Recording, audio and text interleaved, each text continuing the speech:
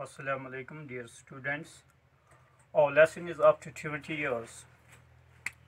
We have learned its first paragraph, in which we learned that the two friends who had made a promise before 20 years in a Big Joe Brady's restaurant, which was demolished 5 years ago, they had made a pledge. They have taken oath. They have made a promise to meet after 20 years at the same place at same time, whether or wherever they are.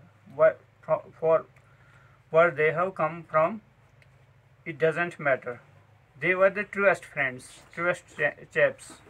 Now let's learn. Well, for a while we corresponded each other. However, after 2 or 3 years, we lost track of each other. You see, the West is a big place. I was moving around quite a lot. I know Jimmy. He is the truest and the most truest man in the world. He will never forget to come if he is alive. I have traveled 1,000 of miles to be here, and that trouble is nothing if Jimmy turns up, replied the man. The man then pulled out his pocket watch and opened it. Its lid was studded with diamonds. It is 3 to 10. It was exactly 10 o'clock when we parted that day, he said. So you did well in the West, asked the officer. Yes, I did, said the man with pride. It was tough, but I persevered. I had to compete with many smart people, and I did well at the end. I hope Jimmy has done well too. Jimmy was a plodder, though he was a fine chap, said the man. The policeman twirled his collar once or twice and said, Well then, I will be on my way. I hope your friend shows up. Will you be long here?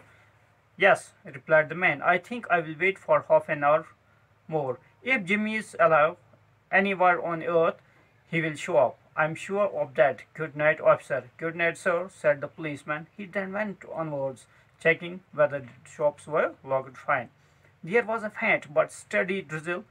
The wind had picked up its pace. A few people passed by, quickening their steps and pulling up their collars.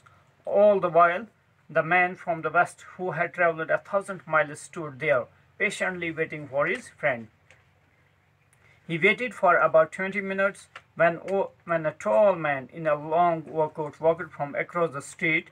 His head was down and he had turned his collar up. He went directly to the man from the West. Is that you, Bob? He asked in a voice filled with doubt. Is that you, Jimmy? Asked the man with surprise. Oh, goodness, said the man called Jimmy, grasping Bob's hands. I cannot believe it's you, Bob. It has been 20 years, and I knew if you were alive somewhere on earth, you would come here for sure. The past has gone, Bob. I wish it could have lost it. How does the West treat you? Very well. The West gave me everything I wanted. You have changed, Jimmy. I never thought you would have been this tall, replied Bob. Now let's explain it. The officer asked him, Will you wait for a while? Will you wait for your friend? Bob replied, Sure, he will wait more than for half an hour. The man checked. The man pulled out his pocket and opened a watch. It was studded with diamonds. Studded means it was decorated with diamonds. It's 3 to 10. He checked the time. It was 3 minutes were left to 10. It was exactly 10 o'clock. He remembered the day and time when they departed from the same place. The officer asked, Did West treat you well? The man replied with pride, Yes. Though it was tough, but I persevered. Tough. Difficult. Steadily overcome these difficulties in West. He had a competition with smart people in West, but he did well at the end. Bob hopes that Jimmy too had done well in New York. Jimmy was a plodder, though he was a fine chap.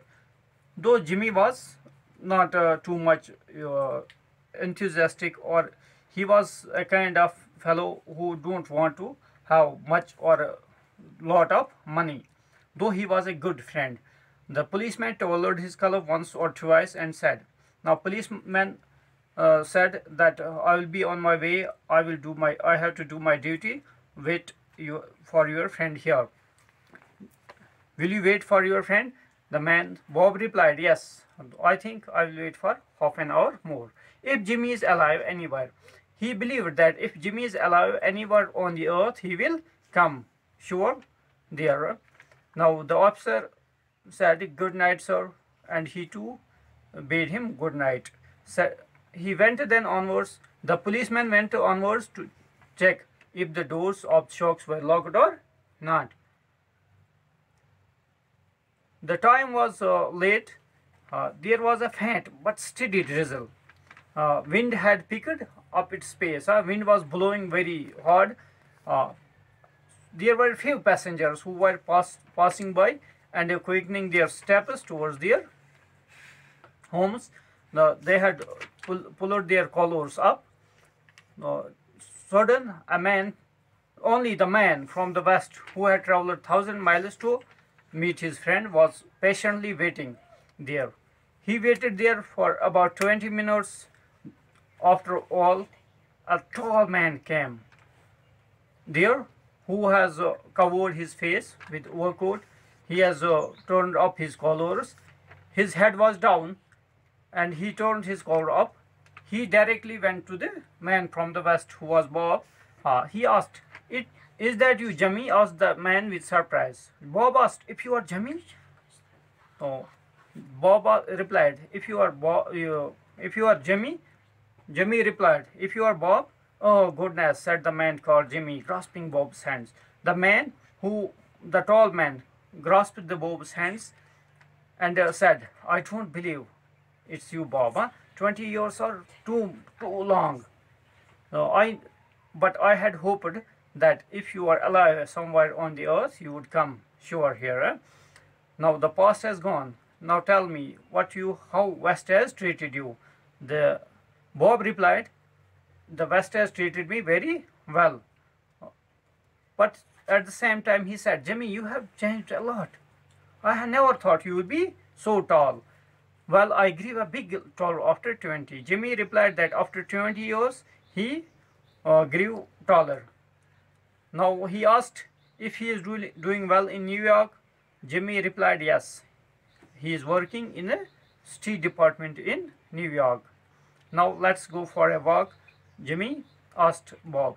He took his arms and put his arm into his arms. Both walked down the street with their arms around each other. Bob, who was quite proud of his success. Bob was proud because he had got success. He had become too rich and had a lot of money and all the luxuries a man needed. Outlined his history while Jimmy listened quiet. He narrated the whole story, what he had done and how he had become such a person in West. He narrated the whole story to Jimmy, and Jimmy was listening very quietly. Thank you.